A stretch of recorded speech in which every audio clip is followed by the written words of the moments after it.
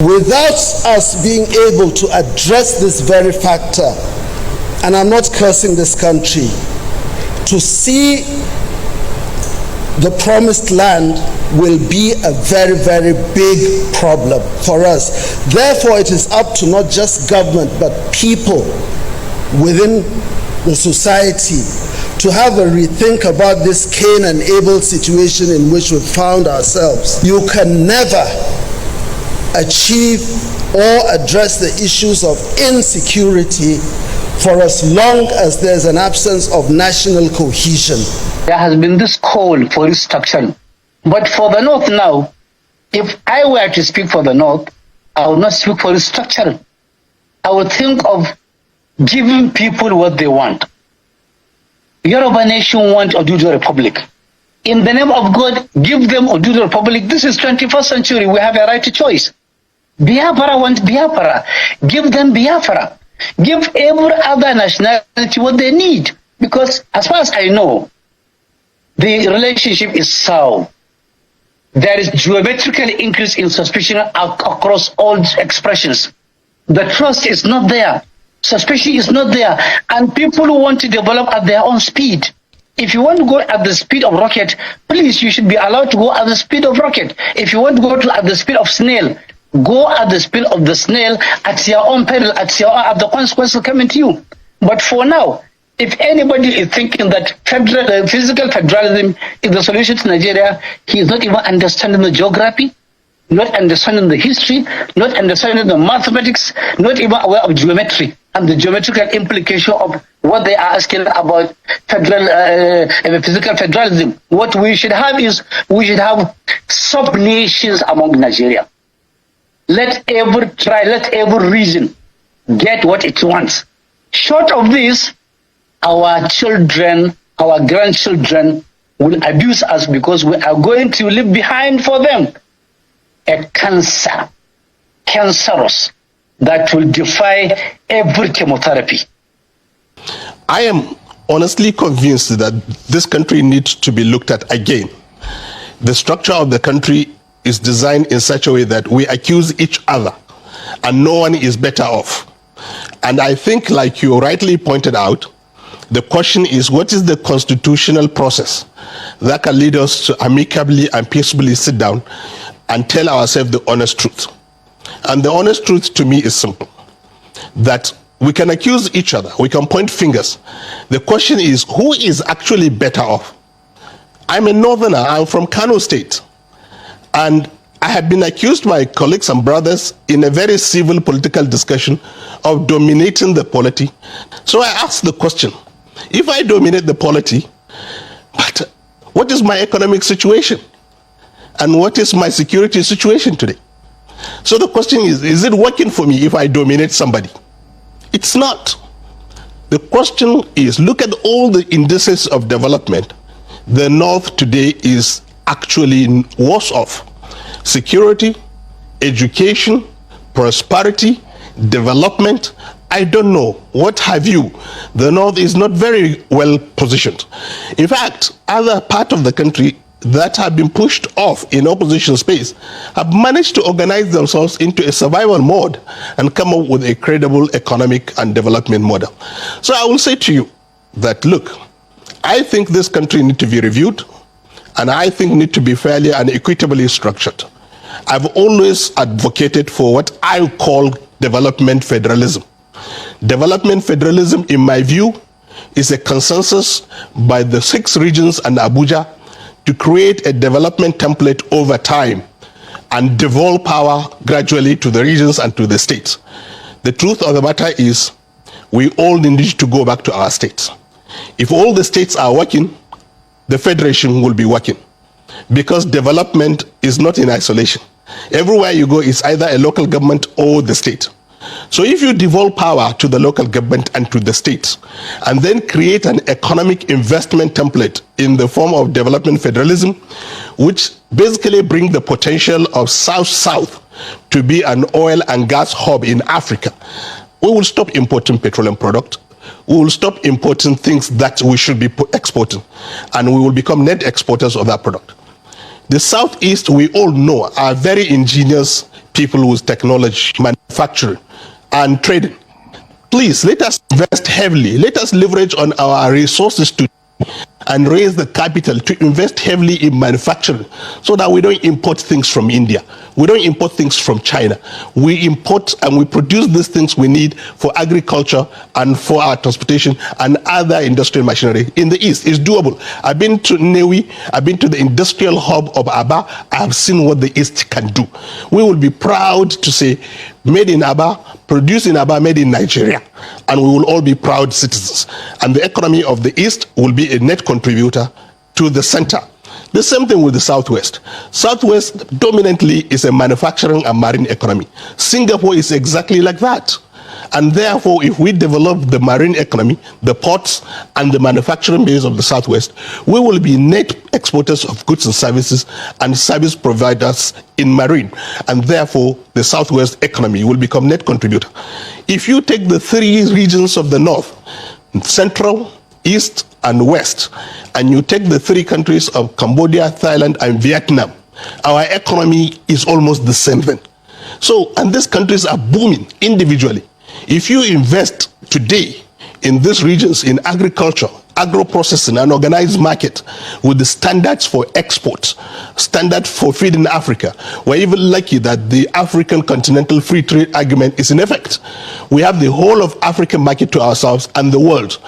We will be one of the richest regional zones in Nigeria. Therefore, the North will now become net contributor to the center. And Abuja can maintain our sovereignty, can maintain our identity, can maintain our defense, can maintain our currency, and we raise the flag.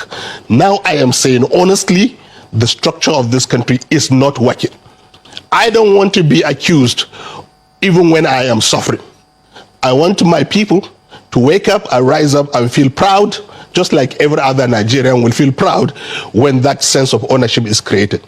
We should review. After all, the amalgamation has expired. So the government of today should actually honestly review its position, and the National Assembly, as I said, with the political parties to sit down and say, how do we do this peacefully? We all love each other. We all are Nigerians. We all respect each other. At individual level, we all have friends across the whole country. And honestly, everybody wants to have a giant, functional, proud country called Nigeria in Africa. Not only Nigerians, the whole black are looking up to us to provide leadership. We are better up together, but we need to have a functional structure. It is good that the general in his book went as far back as the troubles that afflicted us from post-independence up to the time of Boko Haram. Now, the issue of national cohesion is extremely important. It is not exclusive just to the Federal Republic of Nigeria as a pluralistic, multi-ethnic society with two main religions. But other countries have been able to find solutions. In our own case, sometimes one wonders whether it is deliberate on the part of our people, the various nationalities. And you begin to observe, you begin to see an intense detestation of one another, which is inspired, generally inspired, by that darkness in our nature, which is constantly goading us, nudging us, pushing us, and even compelling us to behave in a generally obnoxious, disagreeable, nasty, inconsiderate, and mean manner towards each other. I had the privilege of being involved in this very messy situation of Boko Haram. 2 weeks after I was appointed Chief of Defense Intelligence, on the 27th of July of 2009, Maiduguri exploded. And in less than 2 days, I found myself accompanying the then Chief of Defense Staff, Air Chief Marshal Paul Dike.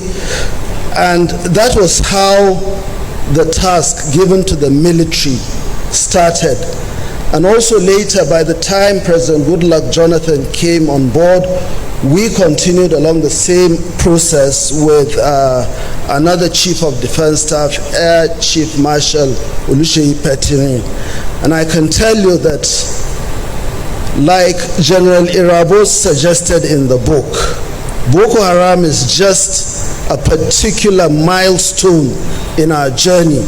It's a terrible milestone, and the emotional aspects probably outweigh the physical consequences of this conundrum. But what I really want to bring into focus, into light here, in terms of national security, is the overall impact on the Federal Republic of Nigeria, going all the way back to when we became an independent nation.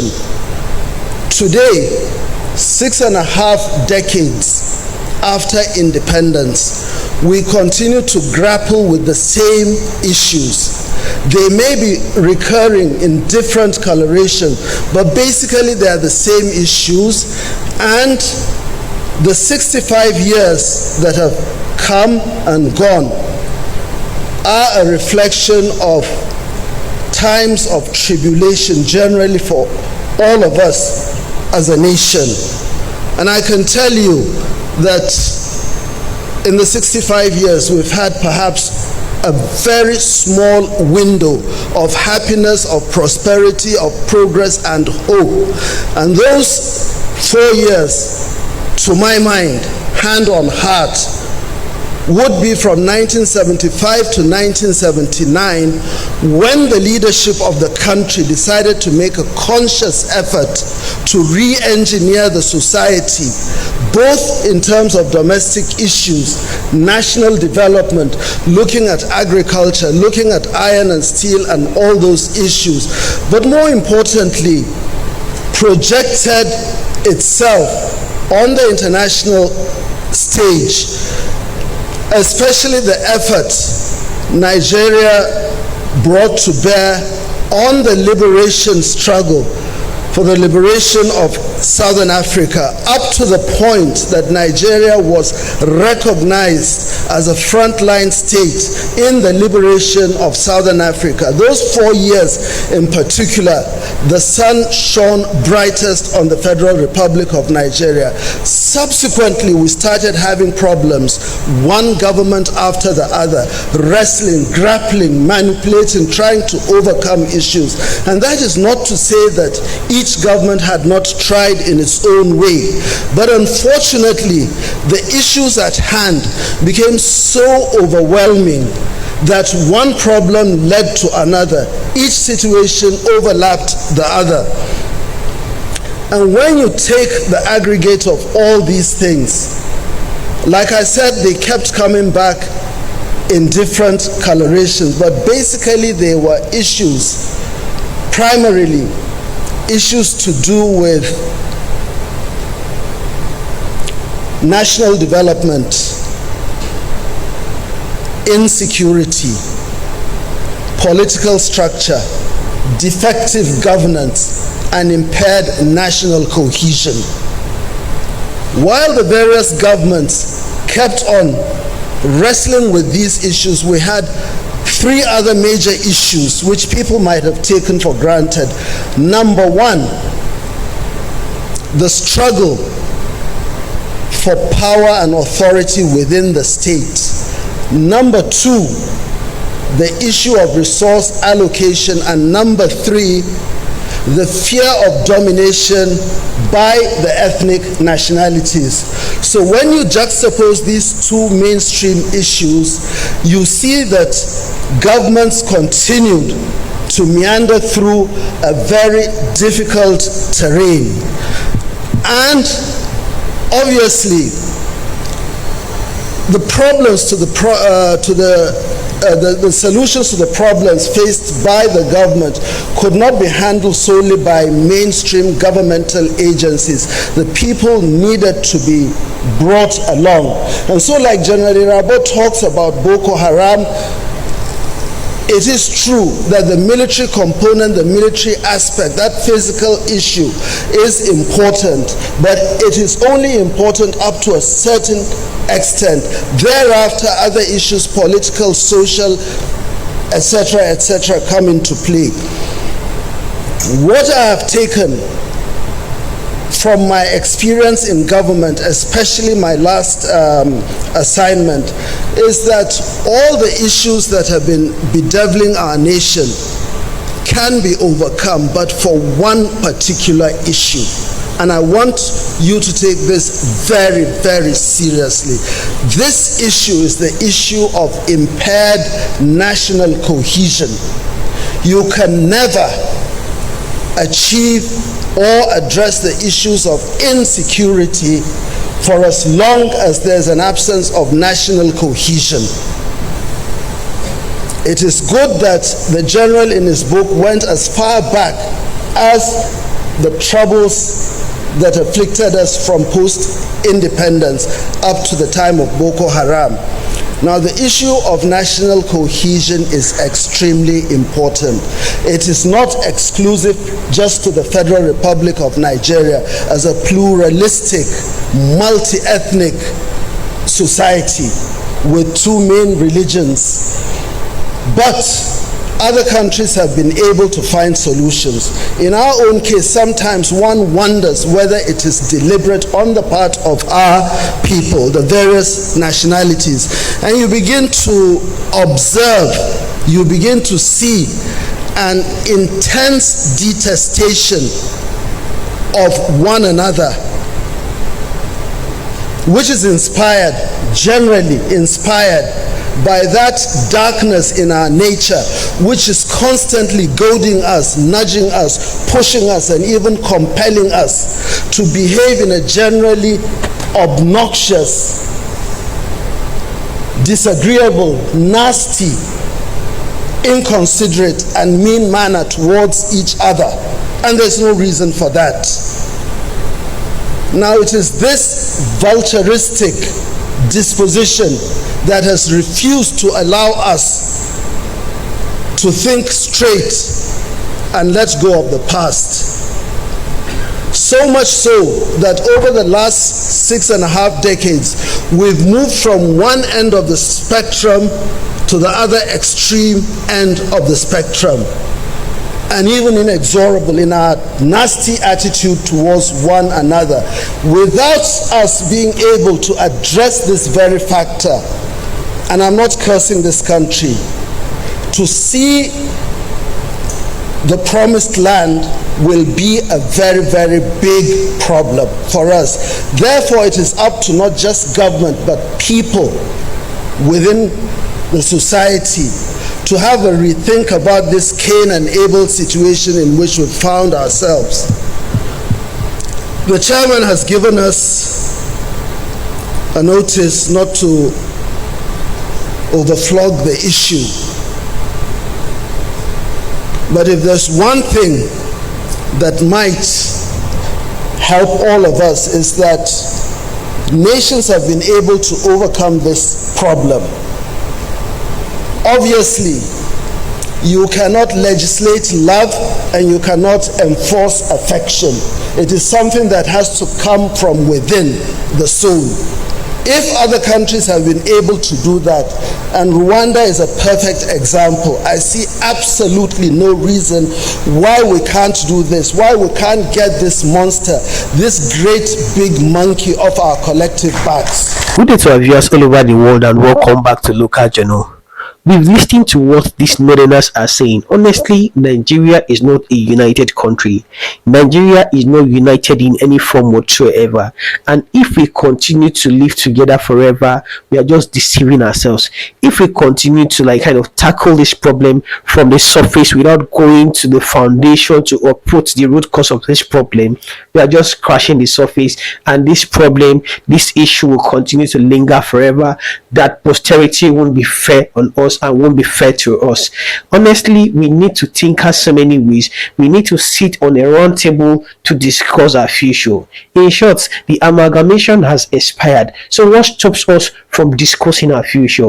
What stops us from coming together to discuss whether we still have the interest of staying together or going our separate ways? The amalgamation was supposed to last for 100 days, and this 100 years has expired already. So why are we tarrying? Why are we acting as if we are united and Nigeria is going well, or Nigeria is developing at the pace it's supposed to develop? Why are our leaders like this?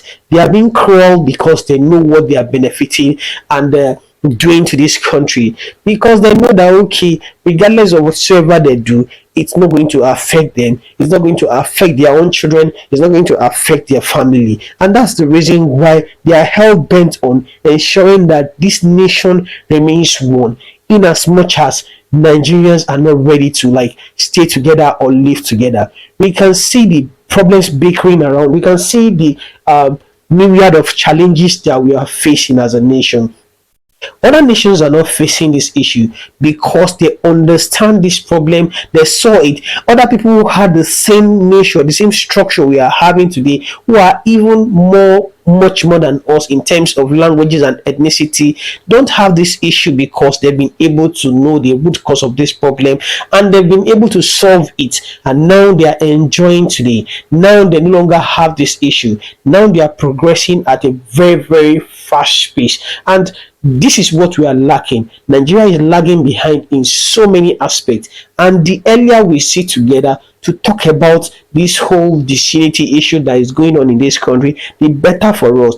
If you look at the issue of insecurity that has been lingering for so many decades, you will know that this whole thing is somehow linked to the disunity among several ethnic groups in Nigeria. The South doesn't want to be with the North, and the North is insisting that we must remain one. How can we remain one when we don't have anything similar? Our culture are not similar, our way of life is not similar, and our thinking faculty is not similar. The wavelength of our thoughts differs in diverse dimensions, so there is no way we can reason in the same manner and in the same form. So it is just better that we have our separate nations. Even within Nigeria, we have a separate country, we have sub nation within this country called Nigeria.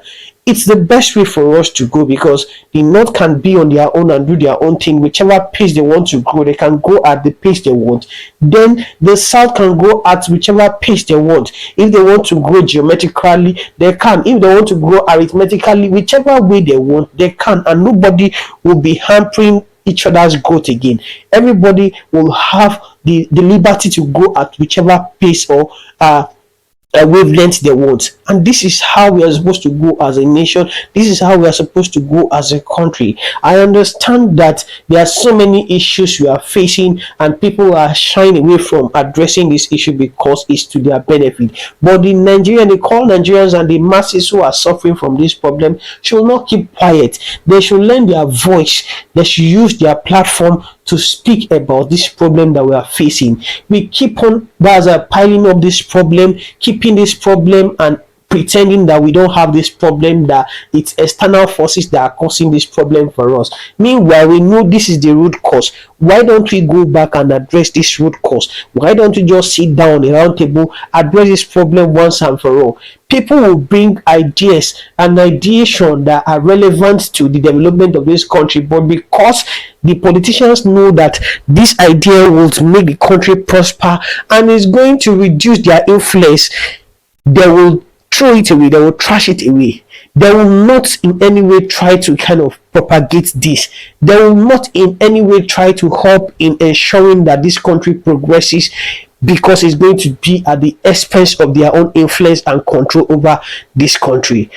Should we continue like this? If we continue like this, what country are we going to leave behind for our children? What country are we going to leave behind for the next generation? We have to think about this, and we have to do what is right before it's too late, because the problems we are facing today is paused from the fact that we've never been united. That is the reason why there is nothing like national cohesion. That's the reason why we are facing insecurity. There's no trust. That's the reason why we hate each other. Each region don't want like kind of do things together. There is nothing like national unity, and even outsiders, we support outsiders against our own brothers in Nigeria because we feel that we are not united and we are not one. And this is the problem. There is no way we will continue to develop, and there is no way we are going to develop. Nigeria is going to remain stagnated. Nobody is causing this country. Everybody wants the best for this country, but so far as the leaders are not ready to do what they are supposed to do, there is no way we are going to move forward. This is what I have to say. Can you drop what you have to say in the comment section? And if today is your first time to visit our channel, please kindly like, share, and subscribe to our channel.